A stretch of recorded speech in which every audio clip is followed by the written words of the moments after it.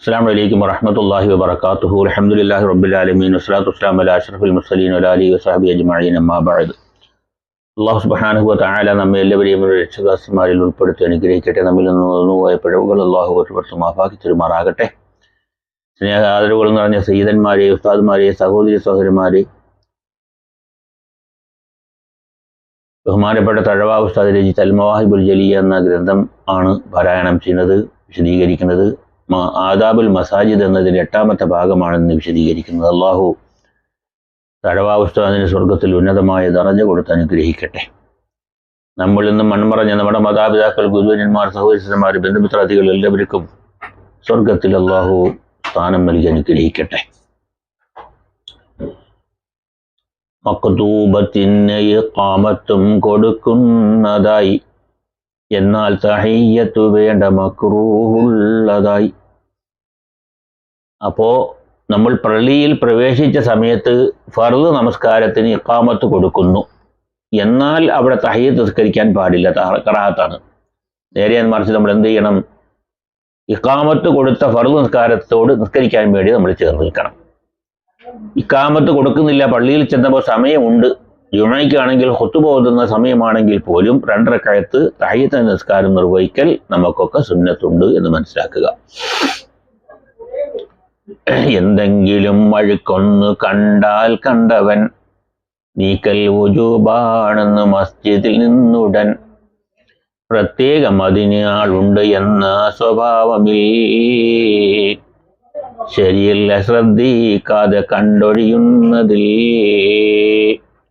പള്ളിയിൽ ചെന്നപ്പോൾ പള്ളിയിൽ അഴുക്ക് കണ്ടു, എന്നാൽ ആ അഴുക്ക് കണ്ടവരാരാണോ ആ കണ്ട അഴുക്ക് പള്ളിയിൽ നിന്ന് അവർ നീക്കം ചെയ്യണം. പള്ളി വൃത്തിയാക്കാൻ ആളുണ്ട്, ശുദ്ധിയാക്കാൻ ആളുണ്ട്, അഴുക്ക് നീക്കാൻ ആളുണ്ട്, എങ്കിലും അത് ഞാനത് ചെയ്യേണ്ടതില്ല എന്ന് കരുതരുത്. ആരാണോ പള്ളിയിൽ അഴുക്ക് കണ്ടത് അവരത് മാറ്റം ചെയ്യേണ്ടതാണ്, ഒഴിവാക്കേണ്ടതാണ്. അതിന് പ്രത്യേകമായി നിയമിച്ച ആളുണ്ടെങ്കിൽ പോലും അത് ശ്രദ്ധിക്കാതിരിക്കുന്നത് തെറ്റാണ്. നീക്കുന്നവൻ ഒരു മന്ദിരം സ്വർഗത്തിലും ലഭിക്കുന്നതാണെന്നാണ് തിരുവചനത്തിലും. അതുമല്ല നീ അത് നീക്കിയെന്നാൽ ഇന്ന് സ്വർഗത്തിലെ പെണ്ണിന് മഹറായി അന്ന്. പള്ളിയിൽ അഴുക്ക് കണ്ടു, അത് നീക്കുന്നവർക്ക് നാളെ സ്വർഗത്തിൽ അള്ളാഹു ഒരു ഭവനം നൽകും,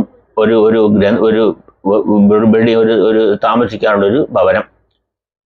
അവിടെ വിവാഹം നടത്താൻ കിട്ടുന്ന പെണ്ണിന് മഹറായിട്ട് ഇത് പരിഗണിക്കുകയും ചെയ്യും. അപ്പോൾ ഇത് നമ്മൾ മനസ്സിലാക്കേണ്ടത്, പള്ളി വൃത്തിയാക്കുന്നതിനും പള്ളി വളരെ നല്ല രീതിയിൽ സൂക്ഷിച്ചു കൊണ്ട് നടക്കുന്ന ആളുകൾക്കും അള്ളാഹുവിൻ്റെ അടുത്ത് വളരെ പുണ്യമായ സ്ഥാനമുണ്ട് എന്ന് നമ്മൾ മനസ്സിലാക്കുക.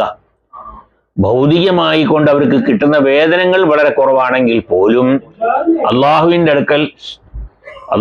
അടുക്കൽ അവർക്ക് ഉന്നതമായ ദറജയുണ്ട് എന്ന് നമ്മൾ മനസ്സിലാക്കിക്കൊള്ളുക.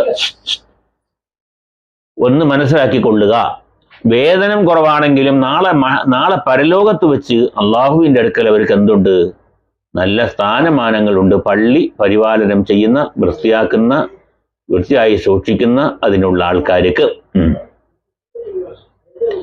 നീ മസ്ജിദിൽ വെളിച്ചം കൊളുത്തുന്നെന്ന് അംലാക്ക് മാപ്പിനപേക്ഷയായി നിനക്കന്ന്, തവിയാതെ അത് നിൽക്കുന്ന സമയത്തൊക്കെയും അംലാക്ക് പ്രാർത്ഥന തുടരുമേ മുറിയാതെയും. പള്ളിയിൽ നീ വെളിച്ചം പ്രകാശിപ്പിച്ചു, അഥവാ ബൾബ് വാങ്ങിച്ചിട്ട്. ഇപ്പോഴാണല്ലോ ബൾബൊക്കെ, മുമ്പൊക്കെ എണ്ണയൊക്കെ കൊണ്ട് വിളക്ക് കത്തിക്കുന്ന പരിപാടിയായിരുന്നു പണ്ടൊക്കെ. അപ്പൊ അങ്ങനെ പള്ളിയിൽ പ്രകാശം കിട്ടുന്നതിന് നീ വിളക്ക് കത്തിച്ചാൽ അത് കെടാതിരിക്കുന്ന കാലത്തോളം മലക്കുകൾ നിനക്ക് വേണ്ടി ദുആ ചെയ്തുകൊണ്ടിരിക്കും. അപ്പോൾ അത് ശ്രദ്ധിക്കേണ്ട കാര്യമാണ്. ഇന്നിപ്പോ കമ്പറ്റിക്കാര് പള്ളിയിൽ ഒരു ബൾബ് പോയാൽ, ദർസ് നടക്കുന്ന പള്ളികളിലാണെങ്കിൽ ഒരു ബൾബ് പോയിട്ടുണ്ടെന്ന് പറഞ്ഞാൽ വേടിക്കാം എന്ന് പറയുന്നതല്ലാതെ സമയത്തിനും കാലത്തും അതൊന്നും ചെയ്തു കൊടുക്കുന്ന പള്ളി പരിപാലനക്കാരല്ല ഇന്ന് മിക്കപ്പോഴും ഉള്ളത്. അവർക്ക് അറിയണമല്ലോ, ഒരു ബൾബ് പോയാൽ വെളിച്ചമില്ലെങ്കിൽ അവിടെയുള്ള കുട്ടികൾക്ക് പഠിക്കാൻ അത് ബുദ്ധിമുട്ടാകും എന്ന് അവർക്ക് അറിവില്ലായ്മ കൊണ്ട് അത് പിന്നെയും പിന്നെയും പിന്നെയും പിന്നെയും പിന്തിച്ചു പോകുന്ന ഒരു കാലമാണ് ഇന്നുള്ളത്. വളരെ ശ്രദ്ധിക്കേണ്ടതാണ്. ഇത് നീ മജാലിസിൽ നോക്കിയാൽ കാണുന്നതാ, 81 വ്യക്തമായി പറയുന്നതാ. ഉറങ്ങുന്ന സമയം പള്ളിയിൽ ഒഴുക്കല്ലേ, ഫമിൽ നിന്നു നീരൊലിപ്പിച്ചഴുക്കാക്കല്ലേ. പള്ളിയിൽ ഉറങ്ങുന്ന സമയം നിന്റെ വായിൽ നിന്ന് ഇറ്റു വീഴുന്ന തുപ്പുനീരുണ്ടല്ലോ, ചിലർ ഉറക്കത്തിൽ വായിൽ കൂടെ ഇങ്ങനെ ഒലിച്ചു വരും. അത് പാടില്ല, പള്ളിയാണ്. വളരെ ശ്രദ്ധിക്കേണ്ട കാര്യമാണ്. പള്ളിയിൽ അങ്ങനെ ചെയ്യാൻ പാടില്ലാത്തതാണ്. അതുപോലെ കൊതുകും ചെള്ള് മൂട്ടയൊക്കെ കൊല്ലലും പാടില്ല, പള്ളിയിലിട്ടു നീ അത് ചെയ്യലും. കൊതുക്, ചെള്ള്, മൂട്ട ഇതിനെയൊന്നും പള്ളിയിലിട്ട് കൊല്ലാൻ പാടില്ല. അതൊക്കെ തെറ്റായ കാര്യമാണെന്ന് മനസ്സിലാക്കിക്കൊള്ളുക. ഭയഭക്തിയോടെ നീ മസ്ജിദിൽ എത്തേണ്ടതാ, അത് മുസ്തഹബാണെന്നും ഓർക്കേണ്ടതാ.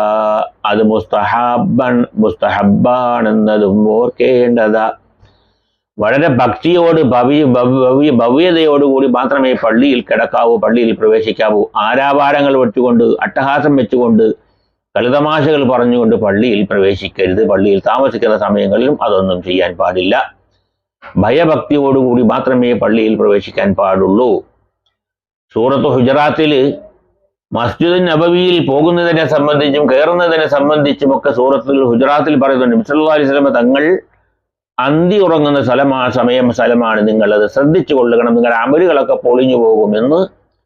മസ്ജിദ് നബവിയിലും പരിസര പ്രദേശങ്ങളിലും വളരെ അടക്കത്തോടും ഒടുക്കത്തോടും കൂടി മാത്രമേ നിങ്ങൾ പോകാവൂ, പ്രവേശിപ്പിക്കാവൂ എന്ന് നമ്മളോട് അല്ലാഹു ഖുർആനിൽ കൂടി വിളംബരം ചെയ്യുന്നു. മുത്തുനബി അവിടെ അന്ത്യവിശ്രമം കൊള്ളുന്നത് കൊണ്ട്, പള്ളിയാണ് എന്തത് കൊണ്ട് വളരെ വളരെ ശ്രദ്ധിക്കേണ്ടതാണ്.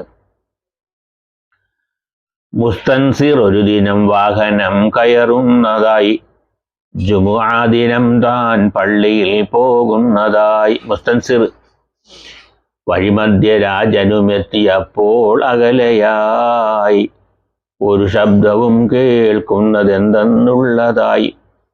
ബാങ്കിൻ്റെതാണ് ആ ശബ്ദവും കേൾക്കുന്നത്, ഉടൻ തന്നെ താഴെ ഇറങ്ങലാണുണ്ടായത്. മുസ്തൻസിർ എന്ന ഭരണാധികാരി തൻ്റെ വാഹനപ്പുറത്ത് പോവുകയാണ്.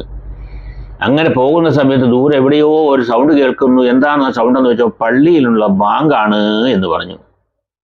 അപ്പോ മഹാനവറുകൾ എന്ത് ചെയ്തു? ആ വാഹനത്തിൽ നിന്ന് ഇറങ്ങി.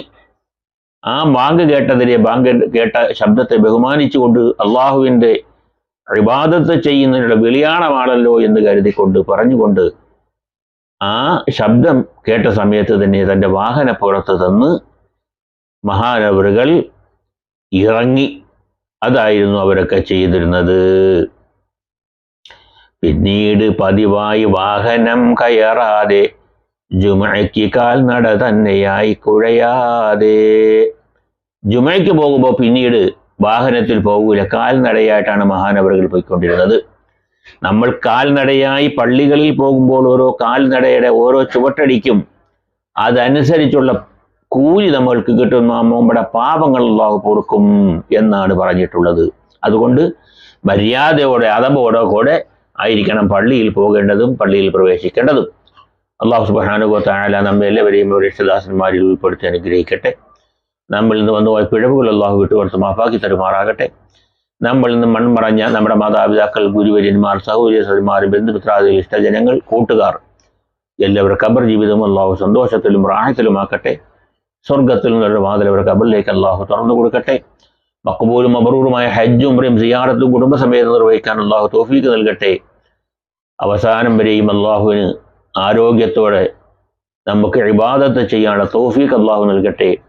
മാരകമായ രോഗങ്ങളിൽ നിന്നും, അപകട മരണങ്ങളിൽ നിന്നും, ബുദ്ധിമുട്ടുകളിൽ നിന്നും, പ്രയാസങ്ങളിൽ നിന്നും, പ്രതിസന്ധികളിൽ നിന്നും അല്ലാഹു നമുക്ക് കാവലും കരുണയും നൽകട്ടെ.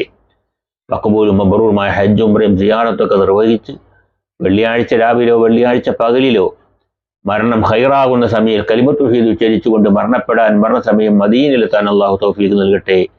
ജന്നത്തുൽ ബഖീഇൽ ഖബറങ്ങാനുള്ള ഭാഗ്യം അല്ലാഹു നമുക്ക് നൽകട്ടെ. എല്ലാവരും ദുആ ചെയ്യണം. അസ്സലാമു അലൈക്കും വറഹ്മത്തുള്ളാഹി വബറകാതുഹു.